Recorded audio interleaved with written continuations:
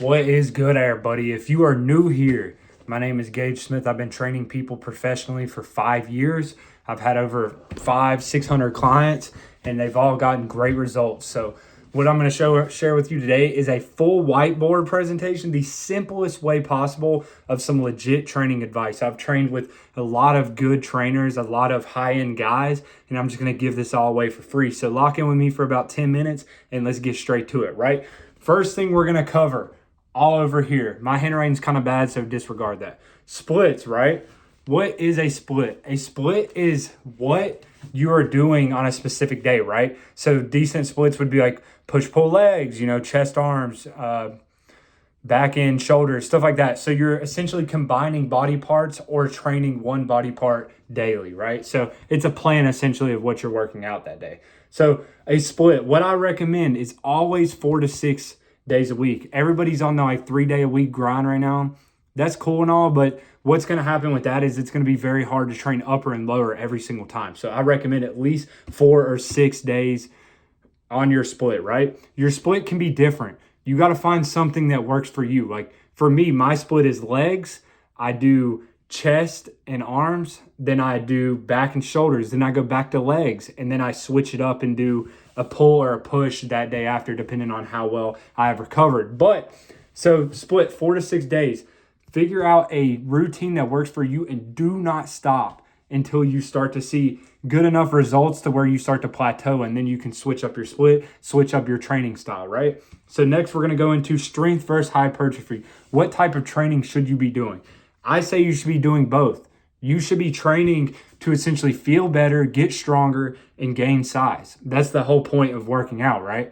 So in order to get more hypertrophy, you also have to start adding weight so you can progressive overload. So you should be getting stronger while you're getting bigger, essentially, right? Next, full range of motion, full ROM. ROM is range of motion. If I'm doing a curl and I'm here, this is half range of motion, that is full. So essentially you need to be doing full range of motion movements because that's where the muscle is going to be stretched and lengthened. So stretched, lengthened, and then it's also going to be, combined in, which is going to be shortened. So you need to be doing full range of motion exercises, especially on machines and cables, because it's going to be very difficult to, know exactly how optimal you're being. But just watch a lot of form videos or just, look up some stuff on Instagram, make sure you do your research. So time under tension. Time under tension is a relatively older concept. It's essentially like how much weight is on that muscle for a given period of time. If you're going slower, time under tension, you're usually focusing more on the stretch, pumping blood in the muscle. I wouldn't worry too much about that. Worry about that later down the road. Rest times, bigger movements, minute and a half, smaller movements, anywhere from 15 to 45 seconds for stuff, especially if you're trying to do different training styles like a drop set, anything like that. Recovery and sleep. I'm going to put these together so I can kind of speed this up because I'm already at 3 minutes. Recovery and sleep. Make sure you're sleeping at least 6 hours a day. People are going to be in the comments like, oh, you need 8 hours. Cool, yeah, you do. But if you're busy and you really want to maximize your life, sometimes you got to work a little overtime and really try to build something of yourself. At least 6 hours. I shoot for 7 to 7.5. I go to sleep every night at around 10, wake up at 4:45, somewhere around there. All right, here, exercises. Plate loaded, cable loaded, body weight. You should have pretty much all of these in your program. You need plate loaded. You need to be doing stuff like the big compounds like squats, RDLs especially, deadlift, bench press, stuff like that. See how they line up with your joints. If you don't recover well and you're, finding a sticking point, then you got to find out where's the weakest link. Is it shoulder stability? Is it wrist stability? Is it my tricep is weaker on one side than the other? So most of the time, it's not the fact that your body isn't capable of doing the exercise. It's the fact that you're not building up the supporting muscles around that.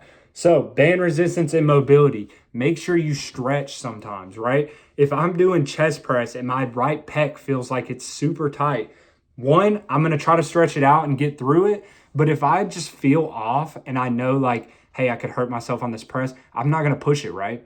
I'm just going to, move on to the next thing, maybe hit a different body part, push that to the end of the week. So be very personalized with your training. If you need to push it back, make sure you're making the right decision so you don't get injured. Because the whole point of this, guys, is to essentially be healthier and not get injured. Like, you want to get bigger, you want to get stronger, you want to feel better, but at the end of the day, you don't want to get injured. So keep that at the front of your mind.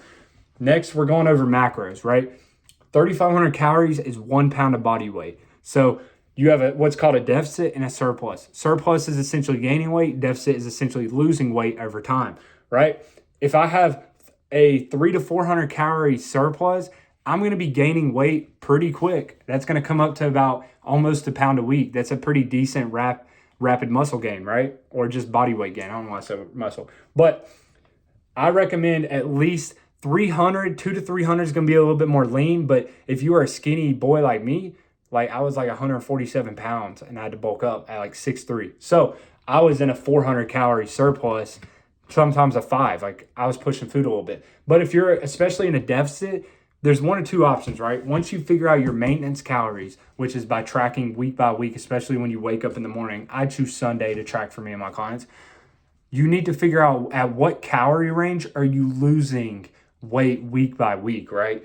So if my maintenance is, let's say 2,400, I need to be eating, if I'm trying to lose weight, probably around 2,000 to 2,100, depending on how much I'm burning, especially like active calories that day. So if you're more active that day, relatively sometimes you can eat a little bit more food that day. Like on days I run, I'm eating a lot more food than days I just lift or hit arms, because my BMR is going to be higher for that day because I'm burning more that day. So protein goal, 1 gram per body weight. Don't overcomplicate it. That's all you need, bro. 1 gram per body weight. After that, carb sources. There's tons of different carb sources. Think if it wasn't on this planet 100 years ago, it's probably not a good carb source, right? So things that are good could be, something as simple as rice. It could be eggs. You could do different meats are going to have good carbs in them. You can do healthy, natural stuff. Like you can do different fruits. You can do different vegetables. Whatever it is, think whole food carb sources, because you're just going to feel better. If you use carb sources like dextrose, maltodextrin, sure, you might get a little bit more of like a pump because it's a fast digesting sugar, but you're going to have a lot of brain fog. You're going to have a lot of things that are kind of holding you back throughout your day. Because essentially, like I said, we're trying to feel better, look good, and get stronger. That's essentially what you're trying to do. Whole foods. I touched on this a little bit with the carb sources. Make sure you're prioritizing whole foods, especially like red meat if you're a man, because this is where you're going to get your micronutrients.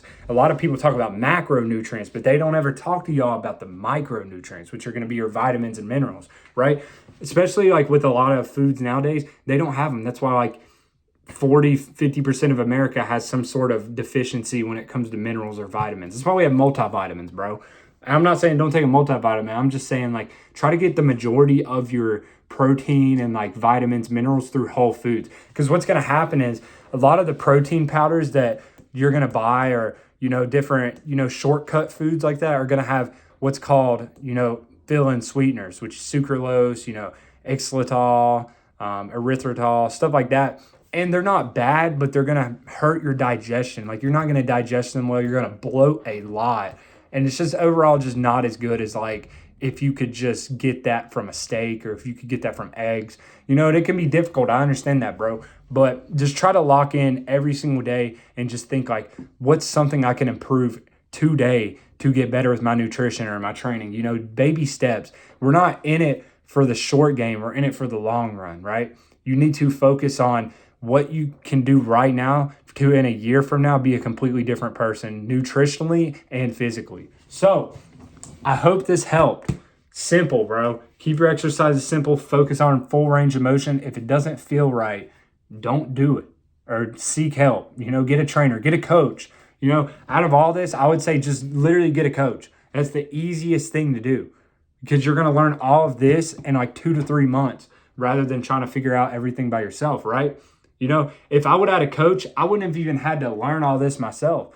Like I'm sitting here, I'm giving it away, but I would have been taught this from the start and it would have put me like 2 years ahead of where I am now. Because it took me about 4 to 5 years to build my physique. I'm like 6'3", around 200 pounds, pretty decently lean, but I'm strong and I feel good. And I can run, I can fight, I can do whatever. But focus on this, guys. Like for real. focus on your health. Make sure you're improving every single day, right? Make sure to like, subscribe, and follow my Instagram so you can tap in with me every single day. We're disciplined every single day.